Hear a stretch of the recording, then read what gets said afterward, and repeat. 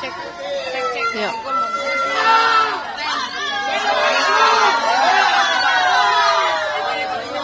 Bang, boleh depan sini, Bang. Depan sini, Bang. Depan sini, Bang.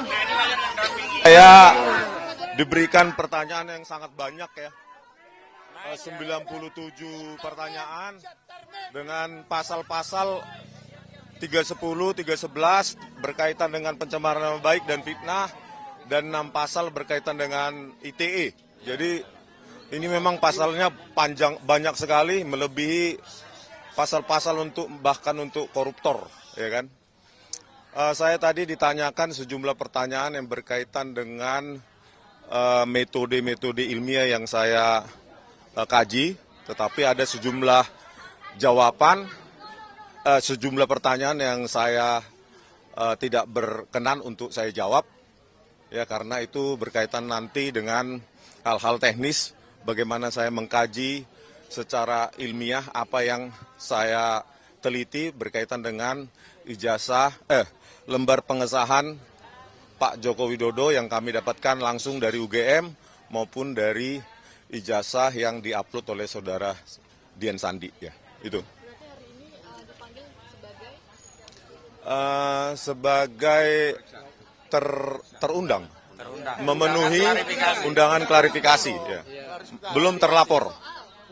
Klarifikasi tentang berkaitan dengan pelaporan oleh Pak Joko Widodo ya pada tanggal 30 April ya, Pak. 30 April 2025.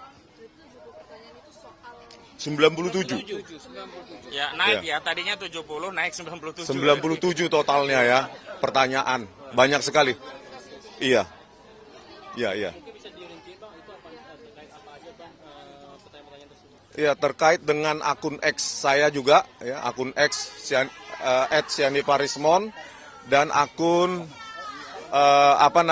diskusi saya dengan Pak Roy Suryo di Diskursus, ya, di Diskursus.net. Berikut juga dengan sejumlah video saya di akun saya di Balige, akun YouTube Balige Academy, di mana saya mengkaji, menganalisa lembar pengesahan dan skripsi. Lembar pengesahan skripsi dari Pak Joko Widodo ya terkait dengan algoritma yang saya gunakan, metode-metode ya. Jadi saya ya terangkan sedikit yang dibutuhkan gitu, Pak. Kemudian artinya kan bukan menjadi terlapor. Nah, ini sebenarnya terlapornya ini siapa, sudah diungkap apa belum dari penyidik Polda Metro Jaya? Belum ada ya, masih dalam tahap diselidiki sepertinya siapa terlapornya.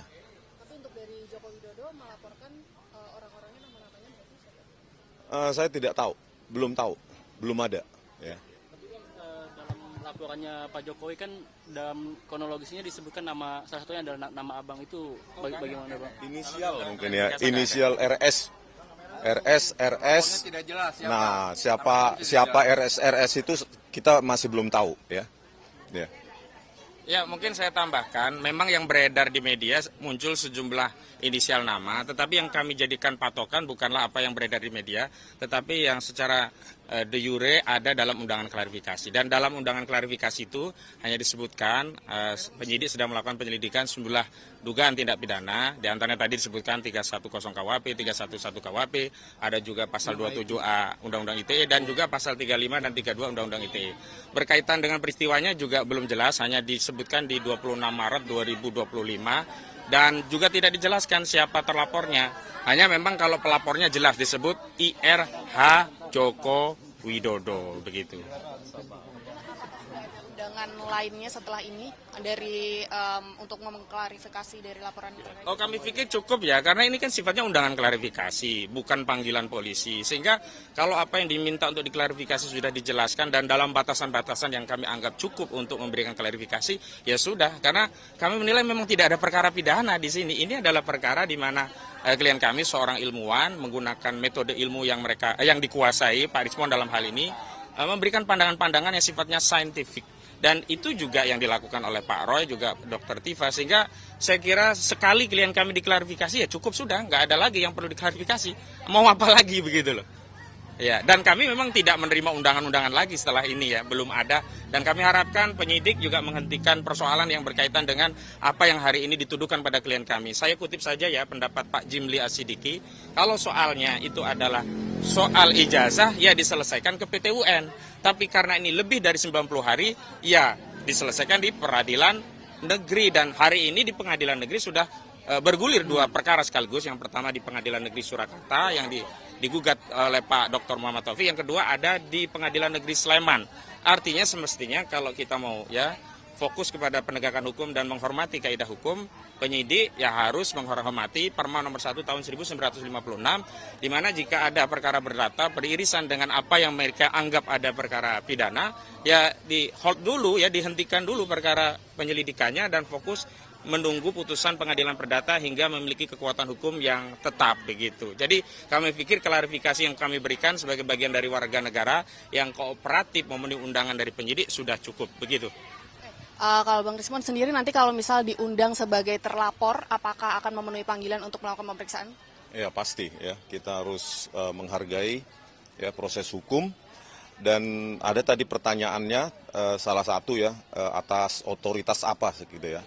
Atas otoritas apa Anda meneliti skripsi dan ijazah Pak Jokowi ya, sebagai seorang peneliti ya, penulis buku ya, maka karena ini berkaitan dengan bidang keilmuan saya sebagai peneliti bebas ya, independen ya, tidak subjektif, tanpa harus memiliki otoritas apapun. Seorang pengkaji atau peneliti itu harus bisa menjawab permasalahan-permasalahan yang ada di tengah-tengah masyarakat kita gitu. Ya. Oke, ada lagi, Pak?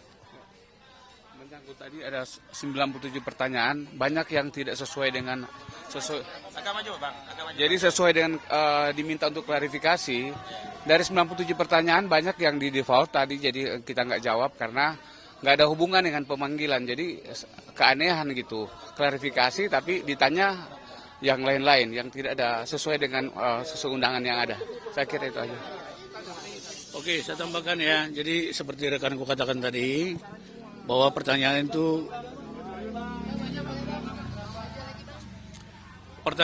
seperti yang disampaikan oleh rekanku tadi 97. Dari pagi sampai sekarang hampir seharian kita di dalam.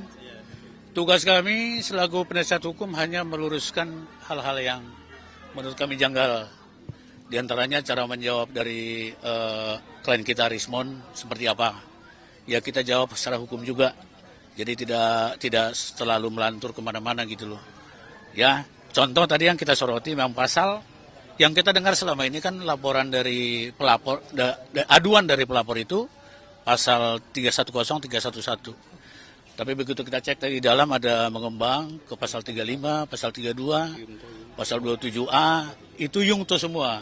Jadi sepertinya klien kami ini atau yang terhormat Rismon ini sudah dikepung oleh beberapa ayat yang menurut kami tidak seharusnya dilakukan seperti itu. Itulah hari ini nasihat kami terhadap penyidik juga, terhadap Rismon juga. Nah itu tugas kami hari ini. Selanjutnya ya kita tidak bisa berkomentar apa dulu. Kita tidak bisa praduga, apakah seperti tadi kan, apakah ada panggilan selanjutnya? Ya kita tidak tahu. Hari ini jangan lupa klarifikasi. Jadi hanya klarifikasi. Ada pertanyaan kepada klien kita Rismon, ya diklarifikasi. Kalau nggak benar ya kita katakan tidak benar. Contoh kan awalnya kan video 28 April 26 itu. Itu tidak berhubungan dengan klien kami ini. Bahkan klien kami ini Rismon, Tifa dan Roy itu ada di Jogja. Nah, jadi kita kalau bersumber dari itu sebenarnya semua pertanyaan itu tidak perlu dijawab. Nah, itu kasarnya begitu. Tapi alangkah baiknya kooperatif sekali rekan kami atau klien kami Rismon hari ini. Sangat kooperatif. Menjawab apapun dijawab. 97 pertanyaan itu.